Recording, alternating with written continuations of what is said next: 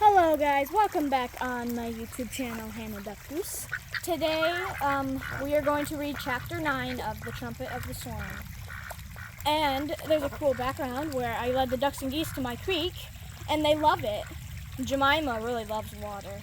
She likes it. And Benjamin is kind of swimming in it right now. So I wanted them to check out the water. So anyway, let's read chapter 9. Chapter 9, The Trumpet. As the cob flew toward Billings on his powerful white wings, all sorts of troublesome thoughts whirled in his head. The cob had never gone looking for a trumpet before. He had no money to pay for a trumpet. He feared he might arrive after the shops had closed for the day. He realized that in the whole continent of North America, he was undoubtedly the only trumpeter swan who was on his way to a city to get a trumpet. "This is a queer adventure," he said to himself. "Yet it is a noble quest. I will do anything to help my son Louis, even if I run into real trouble." Toward the end of the afternoon, the cob looked ahead and in the distance saw the churches and factories and shops and homes of Billings. He decided to act quickly and boldly. He circled the city once, looking for a music store. Suddenly he spied one. It had a very big wide window, solid glass. The cob flew lower and circled so he could get a better look. He gazed into the store. He saw a drum, painted gold. He saw a fancy guitar with an electric cord.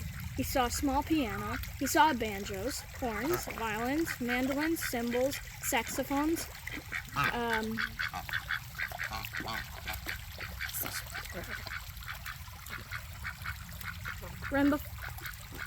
marimbophones, cellos, and many other instruments. Then he saw what he wanted. He saw a brass trumpet hanging by a red cord. "Now this is my time to act," he said to himself. "Now is my moment for risking everything on one bold move. However shocking it may be to my sensibilities, however offensive it may be to the laws that govern the lives of men, here I go. May good luck go with me." With that, the old cob set his wings for a dive. He aimed straight at the big window. He held his neck straight and stiff, waiting for the crash. He dove swiftly and hit the window, going full speed. The glass broke. The noise was terrific. The whole store shook. Musical instruments fell to the floor. Glass flew everywhere.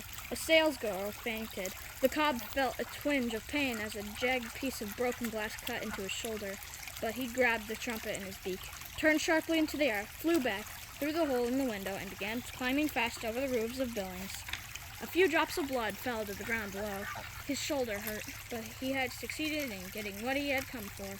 Held firmly in his bill, its red cord dangling, was a beautiful brass trumpet. You can imagine the noise in the music store when the cob crashed through the window. At the moment the glass broke, one of the clerks was showing a bass drum to the customer, and the clerk was so startled at seeing a big white bird come flying through the window, he hit the drum a tremendous wallop. Bomb went the drum. Crash went the splinters of flying glass. When the salesgirl fainted, she fell against the keys of the piano. Wrong, wrong, wrong went the piano. The owner of the store grabbed his shotgun, which went off by mistake, blasting a hole in the ceiling and sending down a shower of plaster. Everything was flying around and falling and making a noise. Bomb went the drum. Plunk went the banjo. Wrong, wrong, wrong went the piano.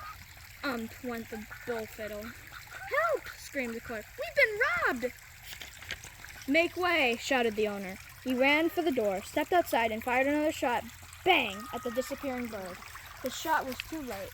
The cob was safe in the sky, but beyond the range of gunfire, he was headed home, toward the southwest, high above the roofs and spires of Billings. In his back was the trumpet. In his heart was the pain of having committed a crime. "I have robbed a store," he said to himself. "I have become a thief.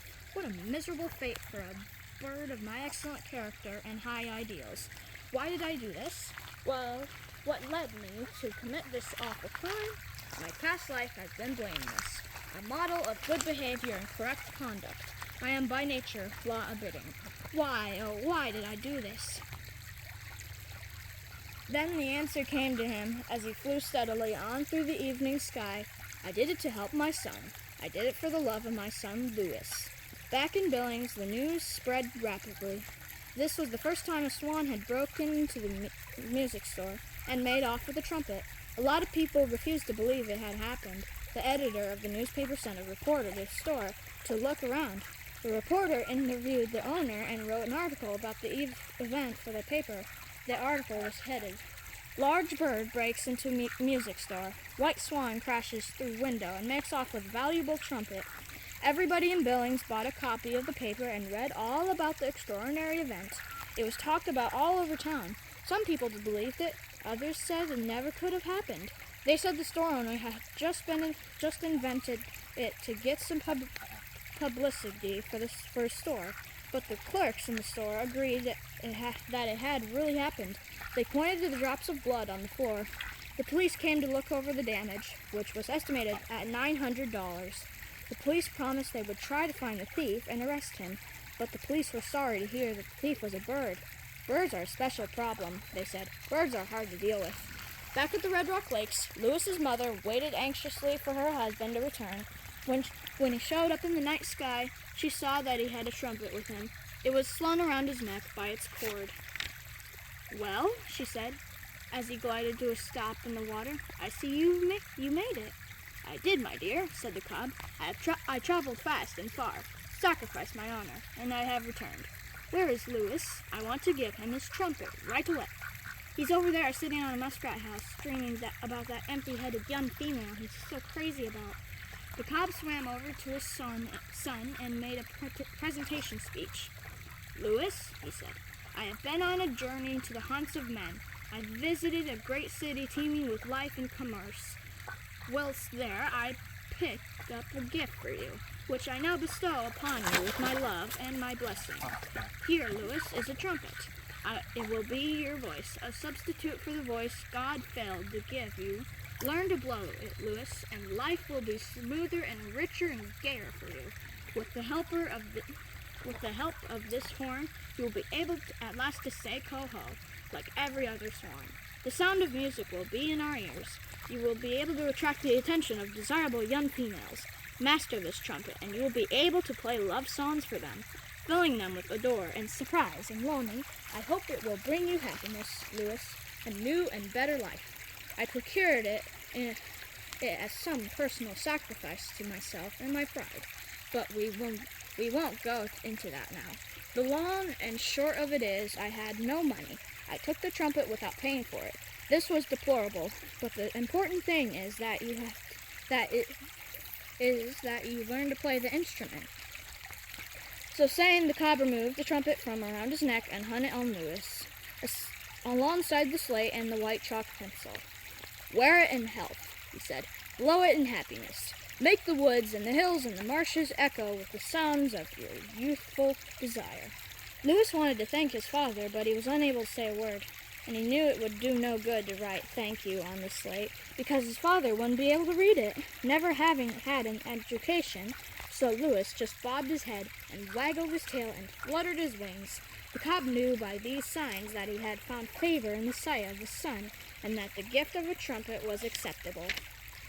Well, guys, that was the end of Chapter 9 of The Trumpet of the Swan. I hope you enjoyed this video. Leave a like and subscribe, and stay free.